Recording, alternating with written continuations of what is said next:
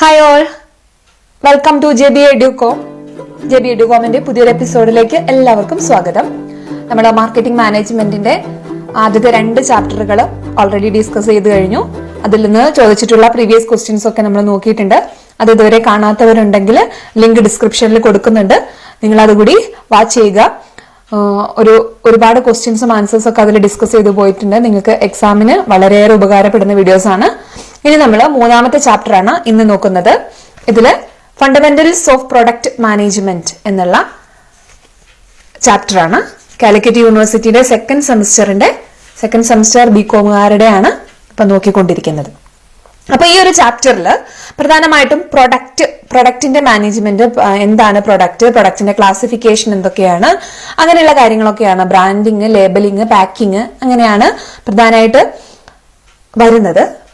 അപ്പം അധികമായിട്ട് അങ്ങനെ essay ക്വസ്റ്റ്യൻസ് ചോദിച്ച് കാണാറില്ല. അതിനകത്തുനിന്ന് 1-2 വർഷങ്ങളിൽ മാത്രമാണ് essay ആയിട്ട് ക്വസ്റ്റ്യൻസ് ഇതിനകത്ത് നിന്ന് വന്നിട്ടുള്ളൂ. 4 മാർക്ക് ക്വസ്റ്റ്യനും 2 മാർക്ക് ക്വസ്റ്റ്യനും 1 മാർക്ക് ക്വസ്റ്റ്യനും ഒക്കെയാണ് ഇതിനകത്ത് അധികമായിട്ട് നമ്മൾ ചോദിച്ച് കാണുന്നത്. പ്രൊഡക്റ്റ് ലൈഫ് സൈക്കിളൊക്കെ എപ്പോഴും ചോദിക്കുന്ന ഒരു ഭാഗമാണ്. പ്രൊഡക്റ്റിന്റെ ബ്രാൻഡിങ്, അങ്ങനെയുള്ള കുറച്ച് കാര്യങ്ങളൊക്കെയാണ് ഇതിനകത്ത് ഇമ്പോർട്ടന്റ് ആയിട്ടുള്ളത്. അപ്പൊ നമുക്ക് വീഡിയോയിലേക്ക് കിടക്കാം. അതിനു മുമ്പായി ആദ്യമായിട്ട് എന്റെ ചാനൽ ആരെങ്കിലും കാണുന്നവരുണ്ടെങ്കിൽ സബ്സ്ക്രൈബ് ചെയ്യുക. തൊട്ടടുത്തുള്ള ബെല്ലൈക്കൺ കൂടി എനേബിൾ ചെയ്തിട്ടുണ്ടെങ്കിൽ തുടർന്നിടുന്ന വീഡിയോസ് നിങ്ങൾക്ക് മിസ്സാവാതെ ലഭിക്കുന്നതായിരിക്കും.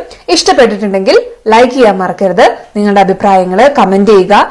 എങ്കിലാണ് തുടർന്ന് നമുക്ക് ഇതുപോലെ വീഡിയോസ് ഒക്കെ ചെയ്യാൻ സാധിക്കുകയുള്ളൂ. അപ്പൊ നിങ്ങളുടെ ഫ്രണ്ട്സിനും ഷെയർ ചെയ്യുക. അപ്പൊ നമുക്ക് ചാപ്റ്ററിലേക്ക് കിടക്കാം. Definition of product. ഫസ്റ്റ് എന്താണ് പ്രൊഡക്റ്റ് എന്ന് പറഞ്ഞുകൊണ്ടാണ് ചാപ്റ്റർ ആരംഭിക്കുന്നത്. അപ്പൊ ഇവിടെ ഒരു ജോബറുടെ ഡെഫിനേഷൻ ആണ് നോക്കുന്നത്. According to Jobber, a product is anything that has the ability to satisfy a customer need. ഒരു കസ്റ്റമറുടെ ആവശ്യങ്ങളെ തൃപ്തിപ്പെടുത്താൻ എബിലിറ്റി ഉള്ള എന്തിനേയും നമുക്ക് പ്രൊഡക്റ്റ് എന്നുള്ള കാറ്റഗറിയിൽ ഉൾപ്പെടുത്താം. Product is anything that could be offered to satisfy consumers needs and wants. കൺസ്യൂമേഴ്സിന്റെ നീഡ്സും വാണ്ട്സും സാറ്റിസ്ഫൈ ചെയ്യുന്ന എന്തിനേയും നമുക്ക് പ്രൊഡക്റ്റ് എന്നുള്ള കാറ്റഗറിയിൽ പറയാം. ഇനി ഈ പ്രൊഡക്റ്റിന് പല ലെയറുകളുണ്ട്. ഒരു ഒനിയൻ പോലെയാണ്. ഒനിയന് പല ലെയറുകൾ ഉള്ളതുപോലെ തന്നെയാണ് പ്രൊഡക്റ്റിനെ സംബന്ധിച്ചും പല ലെയറുകളുണ്ട്. പ്രധാനമായിട്ടും 5 തരത്തിലാണ് ഇവ വരുന്നത്. ഒന്നാമത്തേത് core product. It is the service or benefit that the customer is really buying.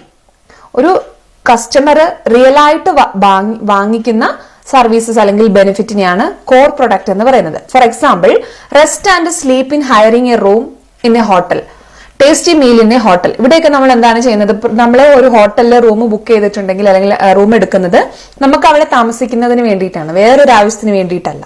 അതുപോലെ ഫുഡ് വാങ്ങിക്കുന്നത് നമ്മൾക്ക് അന്നേരത്തെ ആ ഒരു ആവശ്യം, ഭക്ഷണം കഴിക്കുന്നതിന് വേണ്ടിയിട്ടാണ്. അപ്പം അങ്ങനെയുള്ള പ്രൊഡക്റ്റുകളെ അവർക്ക് അല്ലെങ്കിൽ കസ്റ്റമേഴ്സിന് റിയൽ ആയിട്ട് അപ്പൊ തന്നെ അതിനുള്ള ഒരു ബെനിഫിറ്റ് കിട്ടുന്നതിന് വേണ്ടി വാങ്ങിക്കുന്ന സർവീസസുകളെയോ ബെനിഫിറ്റുകളെയൊക്കെയാണ് നമ്മൾ കോർ പ്രൊഡക്റ്റ് എന്ന് പറയുന്നത്. രണ്ടാമത്തേത് ബേസിക് പ്രൊഡക്റ്റ് ആണ്. This is the actual product a consumer is buying. It is the version of the product containing those characteristics or attributes are absolutely necessary for it to function. ഇവിടെ നമ്മൾ ഒരു product വാങ്ങിക്കുന്നുണ്ടെങ്കിൽ ആ പ്രൊഡക്റ്റിന്റെ അതിൽ actual ആയിട്ട് ആ consumer എന്താണോ വാങ്ങിയിട്ടുള്ളത് അതാണ് ഇവിടെ ബേസിക് പ്രൊഡക്റ്റ് എന്ന് പറയുന്നത്. ഇപ്പൊ നമ്മൾ ഹോട്ടലിൽ റൂം ബുക്ക് ചെയ്ത് കഴിഞ്ഞിട്ടുണ്ടെങ്കിൽ ആ ബുക്ക് ചെയ്യുന്നതിനൊപ്പം തന്നെ നമുക്ക് അവിടെ അഡീഷണൽ ആയിട്ട് പല സാധനങ്ങൾ നമുക്ക് കിട്ടുന്നുണ്ട്. അതായത് ഹോട്ടൽ റൂമില് ബേസിക് പ്രൊഡക്റ്റ് ആയിട്ടുള്ള bed, bathroom towels, fan, table, chair, water, അങ്ങനെയുള്ള കുറെ നെസസറി ആയിട്ടുള്ള സാധനങ്ങൾ ഉണ്ടാവും. അത് നമ്മൾ അത് വാങ്ങിക്കുന്നതിനോടൊപ്പമുള്ള പ്രൊഡക്റ്റുകളാണ്, പക്ഷെ അത് വളരെ അത്യാവശ്യവുമാണ്. അപ്പൊ അങ്ങനെയുള്ള പ്രൊഡക്റ്റുകളെയാണ് നമ്മൾ ബേസിക് പ്രൊഡക്റ്റ് എന്ന് പറയുന്നത്. മൂന്നാമത്തേത് എക്സ്പെക്റ്റഡ് പ്രൊഡക്റ്റ് ആണ്. This is the set of attributes and condition buyers normally expect when they purchase a product. ഒരു പ്രൊഡക്റ്റ് ബയർ പർച്ചേസ് ചെയ്യുന്ന സമയത്ത് അവര് എക്സ്പെക്ട് ചെയ്യുന്ന കുറച്ച് കണ്ടീഷൻസും അല്ലെങ്കിൽ കുറച്ച് ഫീച്ചേഴ്സ് ഒക്കെ ഉണ്ടാവണം എന്ന് അവർ എക്സ്പെക്ട് ചെയ്യും. അതിനെയാണ് ഈ ഒരു എക്സ്പെക്റ്റഡ് പ്രൊഡക്റ്റ് എന്ന് പറയുന്നത്. For example, hotel guest expect a neat but clean bathroom. നീറ്റും ക്ലീനും ആയിട്ടുള്ള ബാത്റൂമുകൾ, ഫ്രഷ് ആയിട്ടുള്ള ടവലുകളൊക്കെ ഇവിടെ നമ്മുടെ ഒരു ഗസ്റ്റ് റൂം ബുക്ക് ചെയ്യുമ്പോൾ അവർ എക്സ്പെക്ട് ചെയ്യും. അങ്ങനെയുള്ളതിനെയാണ് എക്സ്പെക്റ്റഡ് പ്രൊഡക്റ്റ് എന്ന് പറയുന്നത്. നെക്സ്റ്റ് ഓഗ്മെന്റഡ് പ്രൊഡക്റ്റ് ആണ്. This is what the customer get more than his expectation in product. ഒരു പ്രൊഡക്റ്റിന് കസ്റ്റമർ എക്സ്പെക്ട് ചെയ്യുന്നതിനേക്കാൾ കൂടുതൽ എന്തെങ്കിലും കിട്ടുന്നുണ്ടെങ്കിൽ അതിനാണ് ഓഗ്മെന്റഡ് പ്രൊഡക്റ്റ് എന്ന് പറയുന്നത്. ഇപ്പോൾ ഒരു റൂം എടുക്കുന്ന കേസിൽ തന്നെ എടുക്കുകയാണെങ്കിൽ അവിടെ TV, അഡീഷണൽ ആയിട്ട് കളർ TV, ഷാംപൂ, പിന്നെ ഫോണ്, ടെലിഫോണുകളൊക്കെ ഉണ്ട്. അവിടെ സ്പെല്ലിംഗ് മിസ്റ്റേക്ക് ഉണ്ട്. ടെലിഫോണുകളും കാര്യങ്ങളൊക്കെ ഉണ്ടെങ്കിൽ അതിനെയാണ് നമ്മൾ ഓഗ്മെന്റഡ് പ്രൊഡക്റ്റ് എന്ന് പറയുന്നത്. ലാസ്റ്റ് വൺ പൊട്ടൻഷ്യൽ പ്രൊഡക്റ്റ് ആണ്. This is the highest level which we can incorporate all the possible benefit the product provide today and tomorrow. Expect ചെയ്യുന്നതിനേക്കാൾ കൂടുതൽ അവർക്ക് നൽകാവുന്നതിൽ മാക്സിമം നൽകുന്നതിനെയാണ് നമ്മൾ ഒരു പൊട്ടൻഷ്യൽ പ്രൊഡക്റ്റ് എന്ന് പറയുന്നത്. അവരുടെ സ്ഥാപനത്തിന് തന്നെ അത് ഫ്യൂച്ചറിലും ഉപകാരപ്രദമാകുന്നതാണ്. അതുപോലെ തന്നെ ഇപ്പോൾ ഇവിടെ പറയുകയാണെങ്കിൽ എക്സാമ്പിൾ നോക്കുകയാണെങ്കിൽ റൂം ബുക്ക് ചെയ്തപ്പോൾ അവിടെ ഫ്രീ ആയിട്ട് ബ്രേക്ക്ഫാസ്റ്റുകൾ, welcome drink, high speed internet അങ്ങനെയുള്ള ഫെസിലിറ്റികളൊക്കെ കൊടുത്തു കഴിഞ്ഞിട്ടുണ്ടെങ്കിൽ അതൊരു അഡീഷണൽ ആയിട്ട് കൊടുക്കുന്ന ബെനിഫിറ്റ് ആണ്. അതുപോലെ തന്നെ ഫ്യൂച്ചറിലേക്ക് ഇപ്പോൾ car may have mobile office and interactive computer അങ്ങനെയുള്ള സംഭവങ്ങളൊക്കെ കാറിലുണ്ടെങ്കിൽ അത് അവർക്ക് ഫ്യൂച്ചറിലേക്ക് ഉപകാരപ്പെടുന്ന കാര്യങ്ങളായിരിക്കും. അപ്പൊ അങ്ങനെയുള്ള പ്രൊഡക്റ്റുകളെയാണ് പൊട്ടൻഷ്യൽ പ്രൊഡക്റ്റ് എന്ന് പറയുന്നത്. Core product, basic product, expected product, augmented product, potential product. ഇത് എന്താണെന്ന് മനസ്സിലാക്കി വെക്കാം. ഇനി ഇതിനകത്ത് classification of product or goods. നമ്മുടെ ഒരു പ്രൊഡക്റ്റിനെ അല്ലെങ്കിൽ ഒരു ഗുഡ്സിനെ എങ്ങനെയൊക്കെ ക്ലാസിഫൈ ചെയ്യാന്നുള്ളതാണ് നോക്കുന്നത്. Product can be classified in to 3 groups according to their durability and tangibility. ഡ്യൂറബിലിറ്റിയുടെയും ടാഞ്ചിബിലിറ്റിന്റെയും കേസിൽ നോക്കുകയാണെങ്കിൽ നമുക്കിതിനെ 3 ആയിട്ട് ക്ലാസിഫൈ ചെയ്യാം. Non durable goods, durable goods and services എന്നുള്ള രീതിയിൽ. നോൺ ഡ്യൂറബിൾ ഗുഡ്സ് എന്ന് പറഞ്ഞാൽ എന്താ? These goods are consumed fast and purchased frequently. നമ്മൾ ഇടയ്ക്കിടയ്ക്ക് എപ്പോഴും വാങ്ങിക്കൊണ്ടിരിക്കുന്ന ഒരു തരത്തിലുള്ള ഗുഡ്സിനെയാണ് നമ്മൾ നോൺ ഡ്യൂറബിൾ ഗുഡ്സ് എന്ന് പറയുന്നത്. കുറെ കാലം നമുക്കത് ഒരു സാധനം തന്നെ ഉപയോഗിക്കാൻ പറ്റില്ല. അത് സോപ്പ്, ഉപ്പ് അങ്ങനെയുള്ള കാര്യങ്ങളൊക്കെ വളരെ അവശ്യ സാധനങ്ങളൊക്കെ ആയിരിക്കും ഈ ഒരു നോൺ ഡ്യൂറബിൾ ഗുഡ്സിൽ നമ്മൾ ഉൾപ്പെടുത്തുന്നത്. രണ്ടാമത്തെ ഡ്യൂറബിൾ ഗുഡ്സ് എന്ന് പറയുന്നത് these goods can be used for a long time. നമുക്ക് കുറെ നാളത്തേക്ക് ഉപയോഗിക്കാൻ പറ്റുന്ന രീതിയിലുള്ള ഗുഡ്സ് ആണ് ഡ്യൂറബിൾ ഗുഡ്സ്. സർവീസസോ these are activities, benefits or satisfaction offered for sale. നമുക്ക് കിട്ടുന്ന ആക്ടിവിറ്റീസ് അല്ലെങ്കിൽ ബെനിഫിറ്റ്, സാറ്റിസ്ഫാക്ഷൻ ഒക്കെയാണ് നമ്മൾ സർവീസസ് എന്നുള്ള രീതിയിൽ ഉൾപ്പെടുത്തുന്നത്. അതിപ്പോൾ ഹെയർ കട്ടിങ്, ട്രെയിന്, നമ്മൾ യാത്ര ചെയ്യുമ്പോൾ ട്രെയിൻ, ബസ് അങ്ങനെയുള്ള കാര്യങ്ങളൊക്കെ നമുക്ക് ഈ ഒരു സർവീസസ് എന്നുള്ള കാറ്റഗറിയിൽ ഉൾപ്പെടുത്താം. നെക്സ്റ്റ് കൺസംഷന്റെ ഉപയോഗത്തിന്റെ ബേസിസിൽ നമുക്ക് ഇതിനെ 2 ആയിട്ട് ക്ലാസിഫൈ ചെയ്യാം. കൺസംഷന്റെ ബേസിൽ പ്രൊഡക്റ്റിനെ 2 ആയിട്ട് ക്ലാസിഫൈ ചെയ്യും. Consumer goods and industrial goods. അതിൽ ആദ്യത്തേത് കൺസ്യൂമർ ഗുഡ്സ് ആണ്. Consumer goods are those which are purchased for final consumption. നമുക്ക് ഫൈനൽ കൺസംഷന് വേണ്ടിയിട്ട് നമ്മൾ പർച്ചേസ് ചെയ്യുന്ന പ്രൊഡക്റ്റുകളെയാണ് കൺസ്യൂമർ ഗുഡ്സ് എന്ന് പറയുന്നത്. These goods are purchased by ultimate consumer to satisfy their wants directly. അവരുടെ ആവശ്യം ഡയറക്റ്റ് ആയിട്ട് സാറ്റിസ്ഫൈ ചെയ്യുന്നതിന് വേണ്ടിയിട്ട് വാങ്ങിക്കുന്നതായിരിക്കും കൺസ്യൂമർ ഗുഡ്സ് എന്ന് പറയുന്നത്. അതിപ്പം ഉദാഹരണത്തിന് rice, potato, milk, toothpaste, പേന, പേപ്പർ അങ്ങനെയുള്ള കാര്യങ്ങളൊക്കെ നമ്മൾ വാങ്ങിക്കുന്നത് നമ്മുടെ ആവശ്യത്തിന് വേണ്ടിയിട്ടാണ്. അപ്പൊ അങ്ങനെയുള്ള ഗുഡ്സിനെയാണ് കൺസ്യൂമർ ഗുഡ്സ് എന്ന് പറയുന്നത്. ഈ കൺസ്യൂമർ ഗുഡ്സിനെ തന്നെ വീണ്ടും ക്ലാസിഫൈ ചെയ്യുന്നുണ്ട് on the basis of shopping habit. Shopping ഹാബിറ്റിന്റെ ബേസിൽ കൺസ്യൂമർ ഗുഡ്സിനെ നമ്മൾ 4 ആയിട്ട് ക്ലാസിഫൈ ചെയ്യുന്നുണ്ട്. അപ്പൊ ഇതിലുള്ള ഓരോന്നും ഓരോ പ്രാവശ്യം 2 മാർക്കൊക്കെ ആയിട്ട് ചോദിച്ചിട്ടുള്ളതാണ്. ഷോപ്പിംഗ് ഗുഡ്സ് എന്താണ്, സ്പെഷ്യാലിറ്റി ഗുഡ്സ് എന്താണ്, ഇത് രണ്ടും തമ്മിലുള്ള വ്യത്യാസം എന്താണെന്നൊക്കെയുള്ള രീതിയിൽ ചോദിച്ചിട്ടുണ്ട്. അപ്പം ആദ്യത്തേത് ഷോപ്പിംഗ് ഹാബിറ്റിന്റെ ബേസിൽ എന്തിനെയാണ് കൺസ്യൂമർ ഗുഡ്സിനെ ക്ലാസിഫൈ ചെയ്തിട്ടുള്ളത് 4 ആയിട്ടാണ്. ഒന്നാമത്തത് convenience goods. Convenience goods are the goods which are consumers usually purchase frequently or immediately and with little efforts from convenient location. അവർക്ക് ഏറ്റവും കൺവീനിയന്റ് ആയിട്ടുള്ള ലൊക്കേഷനിൽ പ്രത്യേകിച്ച് ബുദ്ധിമുട്ടൊന്നും ഇല്ലാതെ അവർക്ക് ഈസി ആയിട്ട് അവൈലബിൾ ആകുന്ന തരത്തിലുള്ള ഗുഡ്സ് ആണ് കൺവീനിയൻസ് ഗുഡ്സ് എന്ന് പറയുന്നത്. അത് ഈസി അവൈലബിൾ ആയിരിക്കും, ലോ പ്രൈസ് ആയിരിക്കും, ഒരുപാട് അഡ്വർടൈസ്മെന്റ് അതിനുണ്ടായിരിക്കും, ഇടയ്ക്കിടയ്ക്ക് വാങ്ങിക്കുന്ന തരത്തിലുള്ള ഗുഡ്സ് ആയിരിക്കും. അപ്പം magazines, cigarette, salt, biscuit, rises, pulse, drugs, milk, bread അങ്ങനെയുള്ള കാര്യങ്ങളൊക്കെയാണ് ഈ കൺവീനിയൻസ് ഗുഡ്സിൽ ഉൾപ്പെടുന്നത്. രണ്ടാമത്തേത് ഷോപ്പിംഗ് ഗുഡ്സ് ആണ്. ഷോപ്പിംഗ് ഗുഡ്സ് എന്ന് വെച്ചിട്ടുണ്ടെങ്കിൽ which a consumer buys after comparing the suitability, quality, price, etc. ഒരു പ്രോഡക്റ്റിനെ മറ്റ് ഡിഫറെന്റ് ബ്രാൻഡുകളിലുള്ള അവരുടെ അതായത് സെയിം പ്രൊഡക്റ്റുകളെ കമ്പയർ ചെയ്ത് അതിന്റെ ക്വാളിറ്റിയും സ്യൂട്ടബിലിറ്റിയും പ്രൈസ് ഒക്കെ കമ്പയർ ചെയ്തിട്ട് വാങ്ങിക്കുന്ന ഗുഡ്സുകളാണ് ഷോപ്പിംഗ് ഗുഡ്സ് എന്ന് പറയുന്നത്. ഇത് താരതമ്യേന മോർ എക്സ്പെൻസീവ് ആയിരിക്കും, കൺവീനിയൻസ് ഗുഡ്സിനെക്കാട്ടിയും എക്സ്പെൻസീവ് ആയിരിക്കും. എല്ലായിടത്തും ഒന്നും അവൈലബിൾ ആയിരിക്കില്ല, കുറച്ച് ഷോപ്പുകളിൽ മാത്രമായിരിക്കും അത് അവൈലബിൾ ആയിട്ടുണ്ടാവുള്ളൂ. ഇത് ഇത്തരത്തിലുള്ള ഗുഡ്സ് അവർ വാങ്ങിക്കുന്നത് അവരുടെ ഒരു ആഫ്റ്റർ സം ഷോപ്പിംഗ്, അത് കഴിഞ്ഞതിന് ശേഷം ഷോപ്പിങ്ങിന് ശേഷമായിരിക്കും അത് അവർ വാങ്ങിക്കുന്നത്. ഉദാഹരണത്തിന് നമുക്കുള്ള ഡ്രസ്സ് എടുക്കാം, ക്ലോത്തിങ്സ്, ഫർണിച്ചർ, ഷൂസ്, ജ്വല്ലറീസ് അങ്ങനെയുള്ള കാര്യങ്ങളൊക്കെ നമ്മൾ ചിലപ്പോൾ പല സ്ഥലങ്ങളിൽ നോക്കി പല കടകളിലൊക്കെ കയറിയിട്ടായിരിക്കും നമ്മൾ വാങ്ങിക്കുന്നത്. അങ്ങനെയുള്ള തന്നെയാണ് ഷോപ്പിംഗ് ഗുഡ്സ് എന്ന് പറയുന്നത്. ഇനി മൂന്നാമത്തേത് സ്പെഷ്യാലിറ്റി ഗുഡ്സ് ആണ്. which have special features, കുറച്ച് യൂണീക്ക് ക്യാരക്ടറിസ്റ്റിക്സ് ഉള്ള ഗുഡ്സിനെയാണ് സ്പെഷ്യാലിറ്റി ഗുഡ്സ് എന്ന് പറയുന്നത്. And buyer make special efforts to buy them. അങ്ങനെയുള്ള ഗുഡ്സ് വാങ്ങിക്കാൻ വേണ്ടിയിട്ട് ബയേഴ്സ് കുറച്ച് സ്പെഷ്യൽ ആയിട്ട് എഫേർട്ട് എടുക്കാൻ അവർ തയ്യാറായിട്ടുള്ള ഗുഡ്സിനെയാണ് സ്പെഷ്യാലിറ്റി ഗുഡ്സ് എന്ന് പറയുന്നത്. അപ്പൊ ഇങ്ങനെയുള്ളത് വളരെ യുണീക്ക് ആയിരിക്കും, വളരെ അൺയൂഷ്വൽ ആയിരിക്കും, അതുപോലെ തന്നെ ലക്ഷറീസ് ആയിട്ടുള്ള ഗുഡ്സ് ഒക്കെ ആയിരിക്കും ഇത്. അപ്പൊ ഇത് വാങ്ങിക്കുന്നത് അവർ സ്പെഷ്യലിസ്റ്റ് ആയിട്ടുള്ള റീറ്റെയിലറിൽ നിന്ന് മാത്രമായിരിക്കും ഇത് കിട്ടുള്ളൂ. അവർക്ക് എല്ലായിടത്തും ഒന്നും ഇത് അവൈലബിൾ ആവില്ല. ഉദാഹരണം പറയുകയാണെങ്കിൽ to purchase a Rayban sunglasses the customer will be ready to search the shop where it is available and go there even if it is far off. അതായത് ദൂരെയുള്ള സ്ഥലത്താണ് ആ ഒരു സാധനം നമുക്ക് റേബാൻ ഗ്ലാസ് കിട്ടാനുള്ളൂ എങ്കിലും അത് വേണമെന്ന് ആഗ്രഹമുള്ള ആൾക്ക് അയാൾ എത്ര ദൂരെ പോയി വാങ്ങാൻ വരെ അയാൾ തയ്യാറായിരിക്കും. അങ്ങനെ ഉള്ള സ്പെഷ്യൽ ഫീച്ചർ ഉള്ള പ്രൊഡക്റ്റുകളെയാണ് സ്പെഷ്യാലിറ്റി ഗുഡ്സ് എന്ന് പറയുന്നത്. ഇനി ലാസ്റ്റ് നാലാമത്തെ ക്ലാസിഫിക്കേഷൻ പറയുന്നത് അൺസോൾഡ് ഗുഡ്സ് ആണ്. These are goods the consumer does not know about or does not normally think of buying.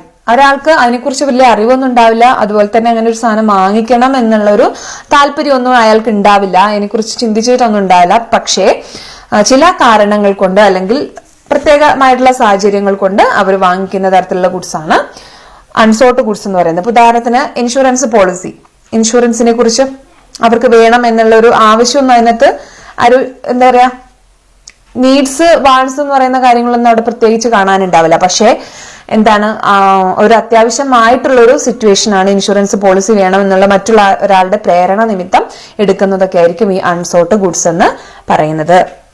ഇതുകൂടാതെ കൺസ്യൂമർ ഗുഡ്സിന് വേറൊരു ക്ലാസിഫിക്കേഷൻ കൂടെ വരുന്നുണ്ട്, fast moving consumer goods, FMCG എന്നാണ്. ഇതും ഇടയ്ക്ക് ഇങ്ങനെ ചോദിക്കാറുണ്ട് FMCG എന്താന്നൊക്കെ ചോദിച്ചുകൊണ്ട്. അപ്പൊ these are non durable goods that are frequently purchase. നമ്മൾ ഇടയ്ക്കിടയ്ക്ക് വാങ്ങിക്കുന്ന നോൺ ഡ്യൂറബിൾ ഗുഡ്സ് ആയിരിക്കും ഈ പറയുന്ന FMCG എന്ന് പറയുന്നത്. ഇത് ഫാസ്റ്റ് മൂവിംഗ് കൺസ്യൂമർ ഗുഡ്സ്, നമ്മൾ ഏറ്റവും കൂടുതൽ മൂവ്മെന്റ് ഉള്ള തരത്തിലുള്ള ഗുഡ്സ് ആയിരിക്കും ഈ പറയുന്നത്. കൺസംഷന്റെ ബേസിൽ നമ്മൾ ഗുഡ്സിനെ പ്രൊഡക്ട്സിനെ രണ്ടായിട്ട് ക്ലാസിഫൈ ചെയ്തു, കൺസ്യൂമർ ഗുഡ്സും ഇൻഡസ്ട്രിയൽ ഗുഡ്സും. അപ്പൊ അതിൽ കൺസ്യൂമർ ഗുഡ്സിന്റെ കാര്യമാണ് ഇത്രയും നേരം പറഞ്ഞത്. ഇനി അതിൽ ഇൻഡസ്ട്രിയൽ ഗുഡ്സ് എന്താന്ന് നോക്കാം.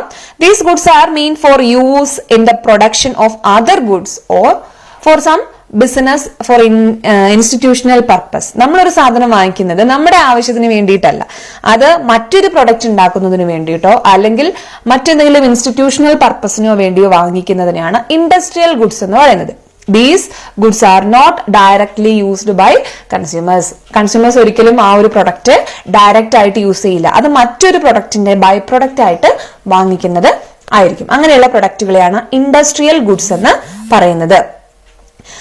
ഇൻഡസ്ട്രിയൽ ഗുഡ്സിനെയും നാലായിട്ട് ക്ലാസിഫൈ ചെയ്യുന്നുണ്ട്. പ്രൊഡക്ഷൻ ഫെസിലിറ്റീസ് ആൻഡ് എക്യുപ്മെന്റ്സ്, നമ്മളെ പ്രൊഡക്ഷന് ഹെൽപ്പ് ചെയ്യുന്ന പ്രൊഡക്ഷൻ ഫെസിലിറ്റീസും എക്യുപ്മെന്റും ആയിട്ട്, പിന്നെ പ്രൊഡക്ഷന് വേണ്ട മെറ്റീരിയൽസ് ആയിട്ട്, പ്രൊഡക്ഷൻ സപ്ലൈസ് ആയിട്ട്, അതുപോലെ മാനേജ്മെന്റ് മെറ്റീരിയൽസ്, ഇങ്ങനെ നാലായിട്ട് ഇൻഡസ്ട്രിയൽ ഗുഡ്സിനെയും ക്ലാസിഫൈ ചെയ്യുന്നുണ്ട്. നെക്സ്റ്റ് നമുക്ക് നോക്കേണ്ടത് ബ്രാൻഡിങ്. ഒരുപാട് തവണ എക്സാമിന് ചോദിച്ചിട്ടുള്ളതാണ്, 2 മാർക്ക് ക്വസ്റ്റ്യൻ ആയിട്ട് ചോദിച്ചിട്ടുണ്ട്, അതുപോലെ തന്നെ 4 മാർക്ക് ക്വസ്റ്റ്യൻ ആയിട്ടും ബ്രാൻഡിങ് ചോദിച്ചിട്ടുണ്ട്. അപ്പൊ എന്താണ് ബ്രാൻഡിങ് എന്ന് പറയുന്നത്? നമുക്ക് വളരെ സുപരിചിതമായിട്ടുള്ളതാണ് ബ്രാൻഡ് നെയിം, ഇന്ന ബ്രാൻഡാണ് നമ്മൾ ഉപയോഗിക്കുള്ളൂ എന്നൊക്കെ പറഞ്ഞിട്ടുണ്ട്. അപ്പം ബ്രാൻഡിങ് എന്ന് വെച്ചിട്ടുണ്ടെങ്കിൽ ഇത് simply means naming A product four it's identification and distinction. ഒരു പ്രൊഡക്റ്റിനെ മനസ്സിലാക്കുന്നതിനും മറ്റൊന്നിൽ നിന്ന് വേർതിരിച്ചറിയുന്നതിനും അതിനെ ഐഡന്റിഫൈ ചെയ്യുന്നതിനും ഒക്കെ ഉള്ളതാണ് ബ്രാൻഡിങ് എന്ന് പറയുന്നത്. It means giving a name to the product by which it should become known and familiar among the public. പബ്ലിക്കിന്റെ ഇടയിൽ ആ ഒരു പ്രൊഡക്റ്റ് കൂടുതൽ ഫെമിലിയർ ആവുന്നതിന് വേണ്ടി, അവർക്ക് ആ ഒരു പ്രൊഡക്റ്റിനെ അറിയപ്പെടുന്നതിന് വേണ്ടിയിട്ടിരുന്ന ഒരു പേരിടൽ ചടങ്ങാണ്. ഇപ്പൊ ഒരു കുട്ടികളെ ഐഡന്റിഫൈ ചെയ്യാൻ കുട്ടികൾക്ക് പേരിടുന്നത് പോലെ ഒരു പ്രൊഡക്റ്റിനെ ഐഡന്റിഫൈ ചെയ്യാൻ വേണ്ടി പ്രൊഡക്റ്റിന് പേരിടുന്ന പരിപാടിക്കാണ് ബ്രാൻഡിങ് എന്ന് പറയുന്നത്. അപ്പം പ്രശസ്തമായിട്ടുള്ള ചില ബ്രാൻഡുകൾ Coca Cola, Colgate, Sony, LG, Samsung, Apple, Honda അങ്ങനെയുള്ള പല ബ്രാൻഡുകളും നമ്മൾ വളരെ കേട്ടിട്ടുണ്ട്. ഇനി ട്രേഡ് മാർക്ക് എന്താണ്? ട്രേഡ് മാർക്കും അതുപോലെ തന്നെ ബ്രാൻഡിങ്ങും തമ്മിലുള്ള വ്യത്യാസം. ട്രേഡ് മാർക്ക് എന്ന് വെച്ചിട്ടുണ്ടെങ്കിൽ trade mark is A legal term when A brand name or A brand mark is registered and legalised it become A trade mark. Trade mark എന്ന് പറഞ്ഞിട്ടുണ്ടെങ്കിൽ ഒരു ലീഗൽ ആയിട്ടുള്ള ടേമാണ്. ഒരു ബ്രാൻഡ് നെയിമോ അല്ലെങ്കിൽ ബ്രാൻഡ് മാർക്കോ രജിസ്റ്റർ ചെയ്യുകയും അത് നിയമപരമാക്കുകയും ചെയ്തിട്ടുണ്ടെങ്കിൽ it become A trade mark. അപ്പം രജിസ്റ്റർ ചെയ്തിട്ടുള്ള ബ്രാൻഡ് നെയിമുകളെയാണ് നമ്മൾ ട്രേഡ് മാർക്കുകൾ എന്ന് പറയുന്നത്. അപ്പം എല്ലാ ബ്രാൻഡ് നെയിമുകളും എല്ലാ ട്രേഡ് മാർക്കുകളും ബ്രാൻഡുകളാണ്. പക്ഷേ എല്ലാ ബ്രാൻഡുകളും ട്രേഡ് മാർക്കുകളല്ല. ട്രേഡ് മാർക്ക് ബ്രാൻഡ് രജിസ്റ്റർ ചെയ്താലാണ് അത് ട്രേഡ് മാർക്കായിട്ട് മാറുകയുള്ളൂ. അപ്പൊ ബ്രാൻഡ് എന്ന് പറയുമ്പോൾ ഒന്നെങ്കിൽ ഒരു നെയിം ആകാം, അല്ലെങ്കിൽ ഒരു സിമ്പിൾ ആകാം, ഡിസൈൻ ആകാം, അല്ലെങ്കിൽ ഇതിന്റെ എല്ലാം കൂടി ഒരു കോമ്പിനേഷൻ ആയിരിക്കാം. പക്ഷെ അതിനെ രജിസ്റ്റർ ചെയ്ത് കഴിയുമ്പോൾ ഈ ഒരു ബ്രാൻഡിനെ രജിസ്റ്റർ ചെയ്താൽ അത് ട്രേഡ് മാർക്കാവും. ബ്രാൻഡിനെ ആർക്ക് വേണമെങ്കിലും കോപ്പി ചെയ്യാൻ പറ്റും, പക്ഷേ ട്രേഡ് മാർക്കിനെ അങ്ങനെ കോപ്പി ചെയ്യാൻ പറ്റില്ല. എല്ലാ ബ്രാൻഡും ട്രേഡ് മാർക്ക് അല്ല, പക്ഷേ എല്ലാ ട്രേഡ് മാർക്കുകളും ബ്രാൻഡുകൾ ആണ്. നെക്സ്റ്റ്, ഈ ബ്രാൻഡിങ് ഇങ്ങനെ കൊടുക്കുന്നതിന്റെ ഫങ്ഷൻസ് ഒരു പ്രാവശ്യം ചോദിച്ചിട്ടുള്ളതാണ്. എന്താണ് ബ്രാൻഡിങ്ങിന്റെ ഫങ്ഷൻസ് എന്നുള്ളത് ചോദിച്ചിട്ടുള്ളതാണ്. ഇതിനു മുമ്പ് പ്രീവിയസ് ക്വസ്റ്റ്യൻസിൽ വന്നിട്ടുണ്ട്. റീസൺസ്, ഒബ്ജക്റ്റീവ്സ്, ഫങ്ഷൻസ് ഒക്കെ ചോദിച്ചിട്ടുണ്ടെങ്കിൽ ഇത് സെയിം ആണ് വരുന്നത്. അപ്പൊ എന്തിനു വേണ്ടിയിട്ടാണ്? It plays an important role in demand creation and pushing up sale. അവിടെ ഒരു പ്രൊഡക്റ്റിന് ഡിമാൻഡ് ഉണ്ടാകുന്നതിനും സെയിൽസ് ഇൻക്രീസ് ചെയ്യിക്കുന്നതിനൊക്കെ ബ്രാൻഡ് നെയിം വളരെ ഹെൽപ്പ് ചെയ്യുന്നുണ്ട്. കാരണം ഒരു പർട്ടിക്കുലർ ബ്രാൻഡിന്റെ പ്രൊഡക്റ്റുകൾ മാത്രം വാങ്ങിക്കുന്ന ആളുകളുണ്ട്. അപ്പൊ ആ ഒരു ബ്രാൻഡ് നെയിമിന്റെ കീഴിൽ ഇറക്കുന്ന ഏത് പ്രൊഡക്റ്റും ആളുകൾ വാങ്ങാൻ തയ്യാറാവും. അപ്പൊ അത് ഡിമാൻഡ് ക്രിയേഷനും സെയിൽസ് കൂട്ടുന്നതിനും കാരണമാകും. രണ്ടാമത്തേത്, make the product attractive and popular. ഒരു പ്രൊഡക്റ്റ് നല്ലൊരു പ്രൊഡക്റ്റ് ആണെങ്കിൽ അതിന് പേരുണ്ടെങ്കിൽ മാത്രമാണ് അത് എല്ലായിടത്തും പോപ്പുലർ ആവുള്ളൂ. അപ്പം ഒരു പ്രൊഡക്റ്റിനെ അട്രാക്റ്റീവ് ആക്കുന്നതിനും അത് പോപ്പുലർ ആക്കുന്നതിനും ബ്രാൻഡ് നെയിം അല്ലെങ്കിൽ ബ്രാൻഡിങ് ഹെൽപ്പ് ചെയ്യുന്നുണ്ട്. പ്രൊഡക്റ്റിനെ ഐഡന്റിഫൈ ചെയ്യുന്നതിന് ഇത് ഹെൽപ്പ് ചെയ്യുന്നുണ്ട്. Advertising and sales promotion. ഒരു സെയിൽസ് പ്രൊമോഷന്റെ ഭാഗമായിട്ട് നല്ലൊരു ബ്രാൻഡ് നെയിം ഉണ്ടെങ്കിൽ ആ ഒരു പേര് അതിന്റെ ഒരു അഡ്വർടൈസ്മെന്റും സെയിൽസ് പ്രൊമോഷന്റെയും ഭാഗമാണ്. പിന്നെ പറയുന്നത്, it ensure uniformity of quality and satisfaction to buyers.